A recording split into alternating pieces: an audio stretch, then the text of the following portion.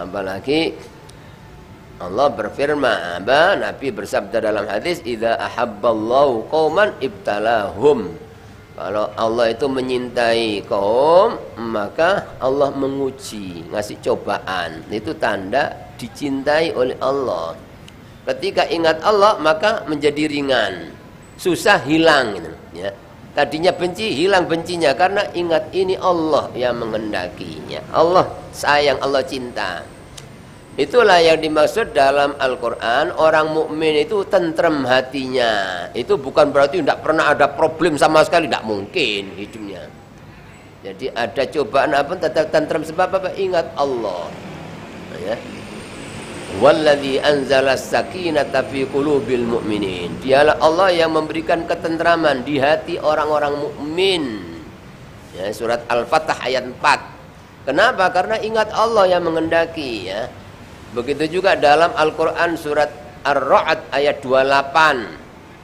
Allah berfirman, "Alladzina amanu wa tatma'innu qulubuhum bidzikrillah." Orang-orang yang beriman menjadi tentrem hatinya karena ingat Allah. Bukan karena ya selalu kaya terus, tidak pernah kesulitan sama sekali, tidak pernah. Bukan begitu. Jadi walaupun ada cobaan tapi ingat Allah tetap tenang, ya. Ala bidzikrillah tatmainnul qulub. Ingat, hanya dengan mengingat Allah hati menjadi tenang. Ya, maka dalam hidup ini yang memang tempatnya cobaan bagi orang mukmin, ya. Bukan tempatnya bersenang-senang di dunia, tempat cobaan. Ya. Bukan tempatnya menerima balasan, ya. Nanti ketika di akhirat itu justru tempat menerima nikmat bagi orang mukmin, ya. Yang diawali mati sudah tidak ada susah, tidak ada sulit. Itu saking sayangnya Allah. Orang ketika masih ada dosa, ya, itu kadang-kadang saking sayangnya supaya besok tidak ada ya siksanya di akhirat, yang diawali dengan mati dikasihkan di dunia dengan cobaan, terus sabar, bersih, begitu terus, ya.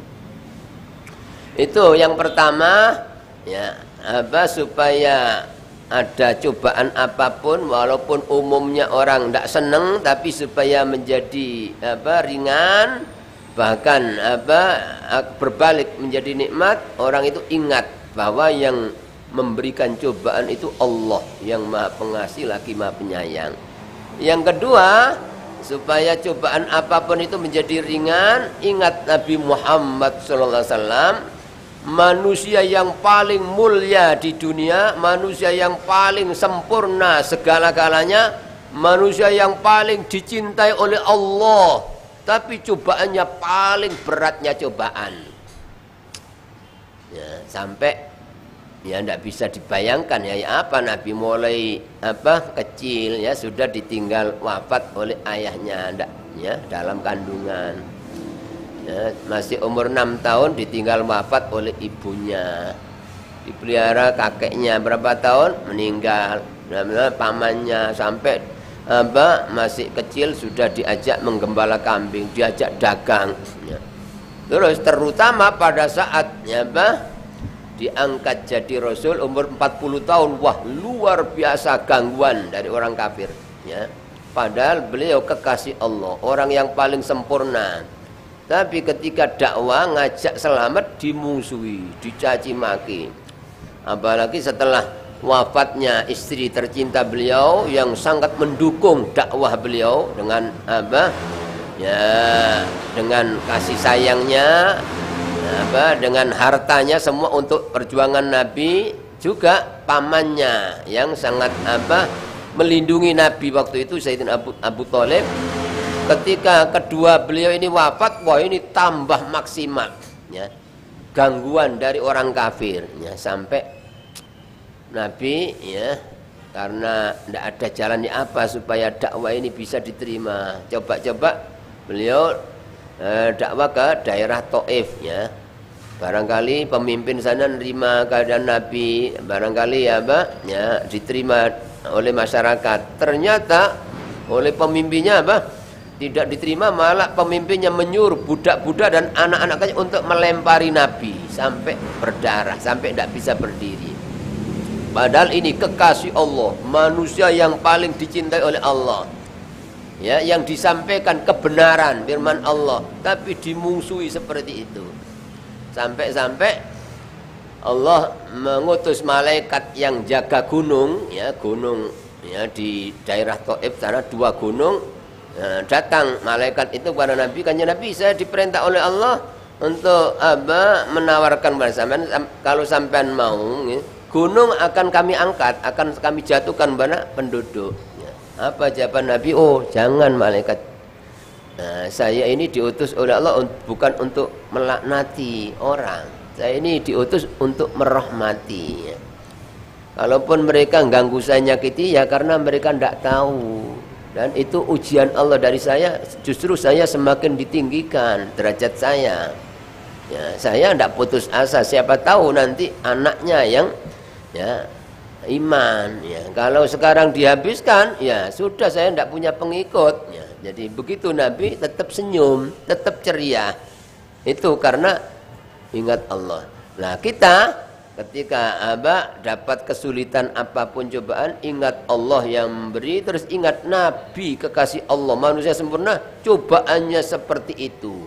Dan begitu nabi-nabi yang lain, coba itu Nabi Musa, Nabi Yusuf, mulai kecil sudah ya, disakiti oleh saudara-saudaranya, dibuang ke dalam sumur, akhirnya dijadikan budak, kemudian sampai dipenjara tanpa salah 7 tahun, seperti itu. Padahal ini kekasih Allah. Ya, jadi ketika orang itu ingat, ya, Allah, ingat kisah Nabi Rasul yang dimuliakan oleh Allah, justru ujiannya berat, maka seberat apapun ujian itu menjadi ringan, gitu apa? Karena ingat Allah yang mengendaki, terus ingat Nabi Rasul, ya, orang-orang yang dimuliakan, justru ujiannya semakin berat. Maka Nabi bersabda, asyaddun nasi bala'an al-anbiya tsummal amsal fal amsal. Ya, manusia yang paling berat cobaannya adalah para nabi. Kemudian orang-orang yang derajatnya di bawah para nabi, para siddiqin. Kemudian di bawahnya lagi sholihin, ya, begitu.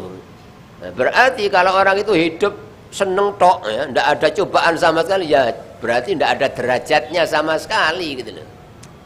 Kebalikannya Fir'aun, manusia yang paling dibenci oleh Allah, yang paling kafir, yang paling sombong, tidak pernah diuji. Jadi sakit sekali aja tidak pernah, selama 400 tahun lebih, tapi paling dibenci oleh Allah.